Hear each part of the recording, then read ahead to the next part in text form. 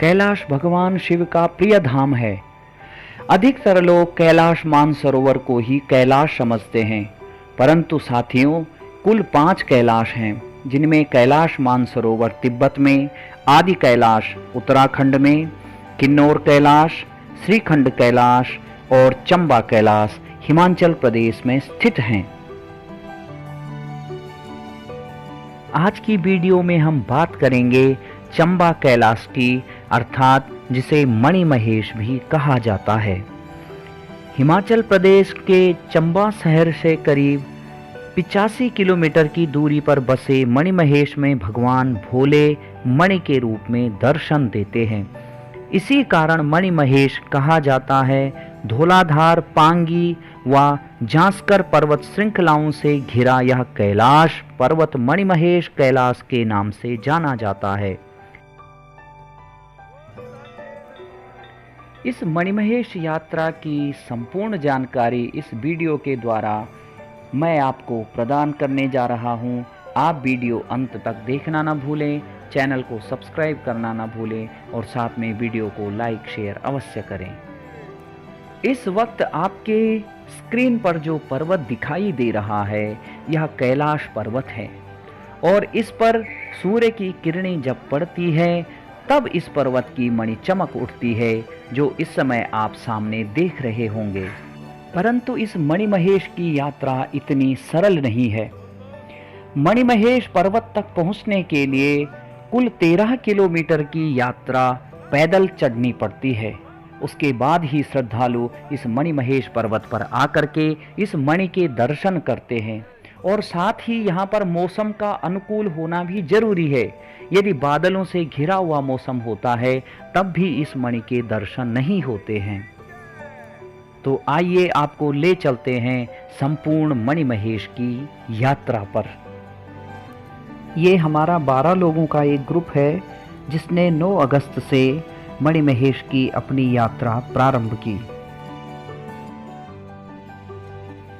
दिल्ली से निकलने के बाद हमारी यात्रा हरियाणा पंजाब होते हुए हिमाचल की इन सुंदर वादियों में पहुंची, जहां आपको जगह जगह प्रकृति का आनंद लेने को मिलता है। चंबा से आगे की यात्रा भरमौर के लिए प्रारंभ होती है। बीच रास्ते में आपको छोटे छोटे डैम भी देखने को मिलते हैं। आपको कई पुलों से होकर के गुजरना होता है। यहाँ की सड़क इतनी संकरी है जिस पर कि एक ही गाड़ी आ जा सकती है। कई बार क्रॉस करने के लिए गाड़ियों को आगे पीछे करना होता है। साथ में 2 घाटियों के बीच में यह पतली सड़क बनाई गई है जो कि काफ़ी रोमांचक है। चंबा से भरमौर की यह रोमांचक यात्रा कुल 65 किलोमीटर की है, जो कि इन घाटियों से होकर के गुजरती है। इसके बाद आप पहुंचते हैं भरमौर। भरमौर एक पहाड़ी शहर है जिसके आसपास कई गांव हैं।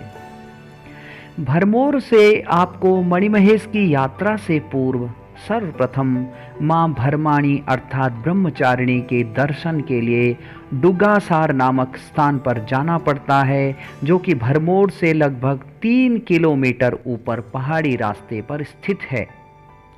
इस यात्रा को तभी पूरा माना जाता है जब माता ब्रह्मचारिणी के आप दर्शन करते हैं। मां ब्रह्मचारिणी के दर्शन करने के पश्चात भरमौर में 84 मंदिर के दर्शन करने भी आवश्यक हैं। इन 2 मंदिरों के दर्शन के बाद ही आप कैलाश पर्वत अर्थात मणिमहेश की अपनी प्रमुख यात्रा को प्रारंभ करते हैं।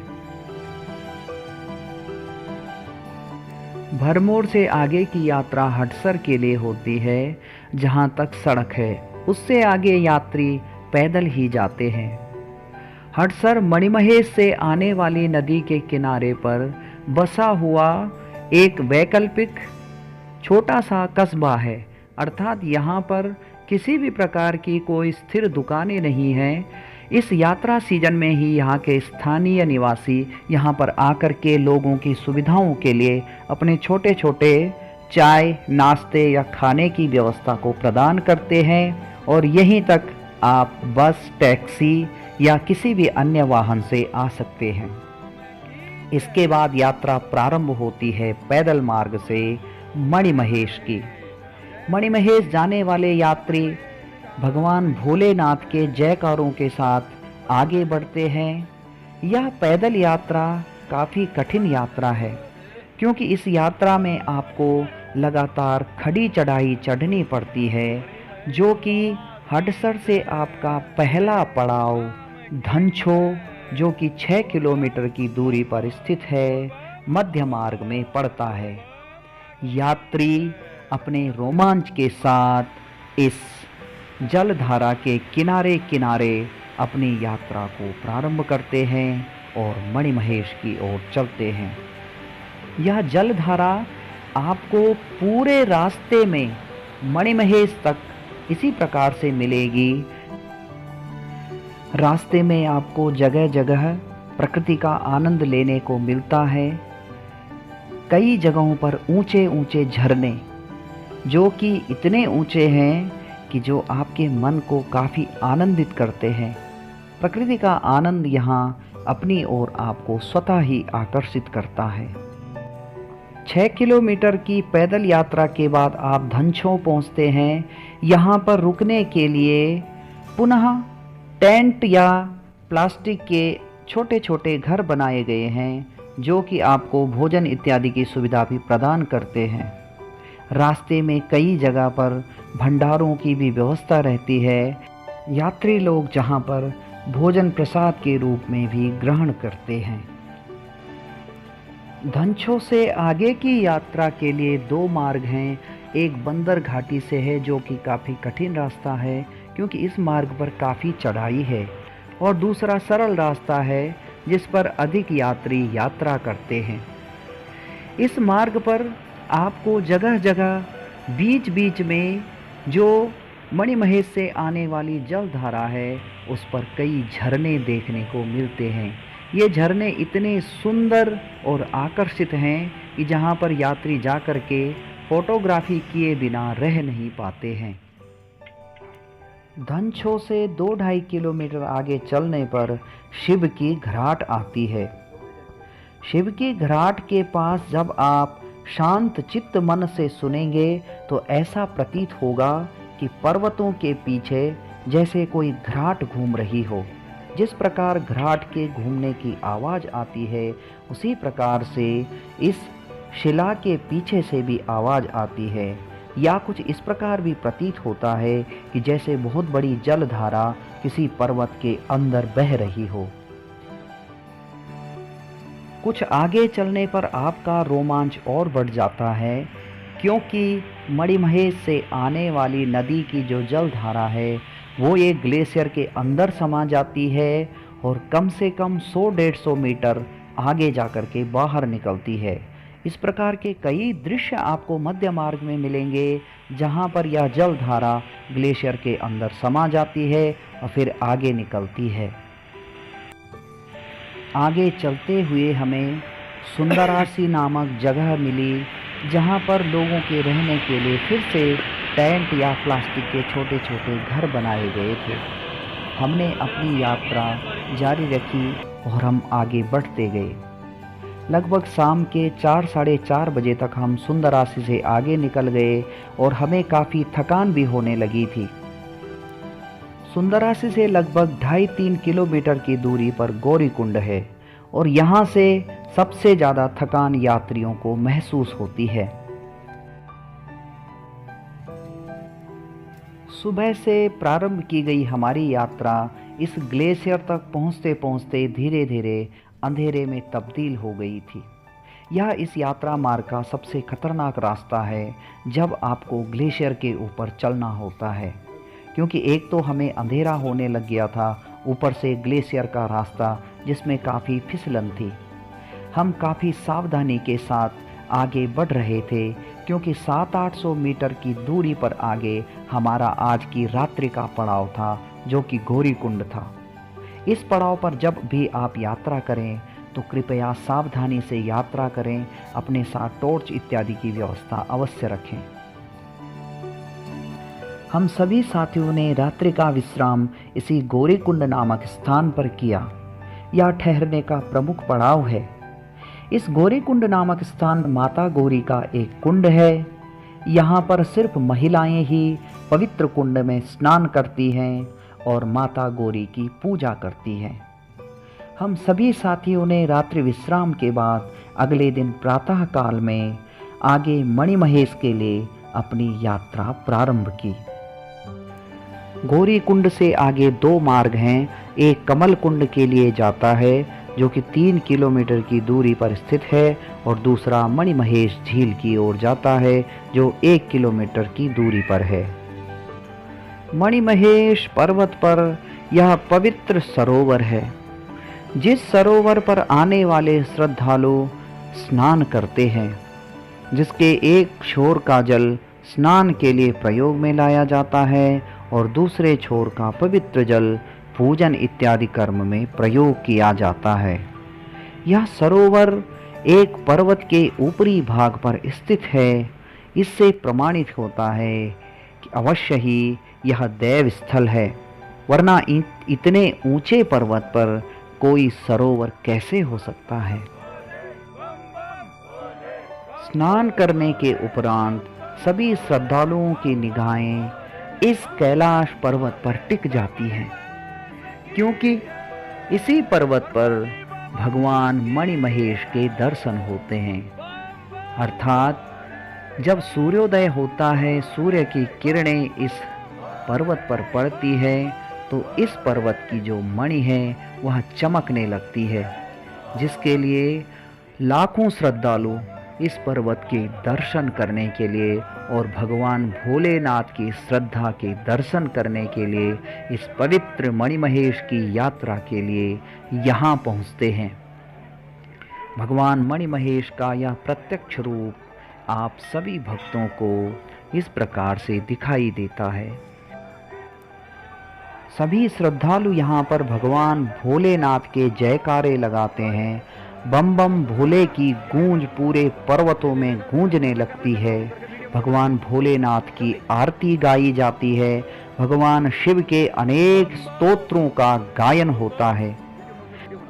भगवान भोलेनाथ की मणि के दर्शन सभी भक्तों को यहाँ पर होते हैं। माना जाता है कि जो सच्ची श्रद्धा से इस मणि के दर्शन करने आता है उसे भगवान भोलेनाथ अवश्य ही दर्शन देते हैं और सभी की इच्छित मनोकामनाएं भी पूरी करते हैं। इस कैलाश पर्वत की ऊंचाई पर चढ़ने का बहुत लोगों ने प्रयास किया, लेकिन कोई भी सफल नहीं हो पाया। इस मणिमहेश नामक स्थान पर रक्षाबंधन से और कृष्ण जन्माष्टमी तक विशेष मेले का आयोजन भी होता है। इस समय यहाँ पर लाखों श्रद्धालु प्रतिदिन भगवान भोलेनाथ के दर्शन करने के लिए आते हैं। मणिमहेश की इस दिव्य यात्रा को अमरनाथ की यात्रा के बराबर माना जाता है। इस दिव्य पुंज के दर्शन के उपरांत आने वाले श्रद्धालु लोग इस देव प्रांगण में पूजा अर्चना करते हैं, शिवलिंग पर जलाभिषेक करते हैं, भगवान नंदी की पूजा करते हैं, दान दक्षिणा इत्यादि देते हैं और उसके उपरांत इस पवित्र कुंड की कम से कम 3 परिक्रमा करते हैं। माना जाता है कि इस कुंड की कम से कम 3 परिक्रमाएं अवश्य करनी चाहिए। इसके बाद यात्रीगण मणिमहेश से गौरीकुंड के लिए प्रस्थान करते हैं। गौरीकुंड से कुछ लोग कमल ताल की ओर भी जाते हैं। कमल झील गौरीकुंड से 3 किलोमीटर की दूरी पर स्थित है और इसका रास्ता काफी कठिन है, इसलिए यहाँ पर सभी लोग नहीं जाते हैं। यह दृश्य कमल सरोवर से मणिमहेश झील का दिखाई दे रहा है, जो कि जूम करके लिया गया है। यह झील मणिमहेश झील है, जहाँ से भगवान भोलेनाथ की मणि के दर्शन होते हैं। अब आपको दर्शन कराते हैं कमल झील के। मान्यताओं के अनुसार इस कमल झील में देवता स्नान करते हैं। यहाँ पर रात्रि में कोई भी नहीं रुकता है।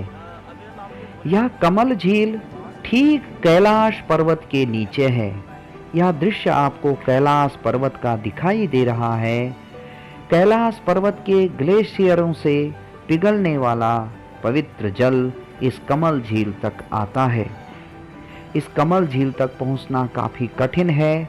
गिने चुने भक्तगण ही इस कमल झील तक पहुंचते हैं। इस कमल सरोवर में रात्रि को कोई भी नहीं रुकता है और माना जाता है कि यदि कोई यहाँ रुकने का प्रयास करे तो उसका जीवित बचना असंभव है। यहाँ पर गौरी कुंड से प्रतिदिन एक बाबा जी आते हैं जो कि यहाँ पर अपना ध्यान करते हैं, पूजा इत्यादि करते हैं और शाम को पुनः गौरी कुंड वापस चले जाते हैं। इस प्रकार हमारे पूरे ग्रुप ने भगवान मणिमहेश के दर्शन किए और अब हमारी यात्रा यहाँ से वापसी के लिए प्रारंभ हुई। वापस जाते हुए एक बार पुनः आपको उस ग्लेशियर के दर्शन कराते हैं जिसके ऊपर से रास्ता बना हुआ है। काफ़ी बड़ा ग्लेशियर है यह, जिसके ऊपर से ही रास्ता है और जिस पर आना जाना होता है। बीच रास्ते में तरह तरह के फूलों की घाटियां भी आपको देखने को मिलती हैं, जिसमें कई किस्मों के फूल हैं। मणिमहेश से आने वाली जलधारा के यह दृश्य भी आपके मन को आकर्षित करते हैं और आनंदित करते हैं। वापसी में हम लोग बंदर घाटी वाले रास्ते से आए जो कि काफ़ी खतरनाक है। यहाँ पर बिल्कुल खड़ी पर्वत श्रृंखला पर यह रास्ता बनाया गया है। जो दूसरी तरफ आपको रास्ता दिखाई दे रहा है यह वह सरल रास्ता है जिससे हमने मणिमहेश की चढ़ाई की थी, लेकिन यह जो रास्ता दिखाई दे रहा है जिस पर हम इस वक्त चल रहे हैं यह काफ़ी खतरनाक रास्ता है। यह बंदर घाटी का रास्ता है। कठिन मार्ग होने के कारण इस रास्ते से गिने चुने लोग आते हैं। इस रास्ते पर काफ़ी गहरी घाटी है जिस पर देखने से ही चक्कर आता है। यदि आप सावधानी से आ सकें तभी इस रास्ते का प्रयोग करें, वरना इस रास्ते का प्रयोग ना करें। यह इस बंदर घाटी से लिया गया एक वीडियो है जो कि मणिमहेश से आने वाली जलधारा का है और साथ में ही आपको धनचो का यह दृश्य दिखाई देगा। यह धनचो का दृश्य है जो कि इस बंदर घाटी के रास्ते से लिया गया है। ये हमारे सभी साथी हैं जो वापसी में इस नदी की धारा के किनारे बैठ करके थोड़ा आराम कर रहे हैं।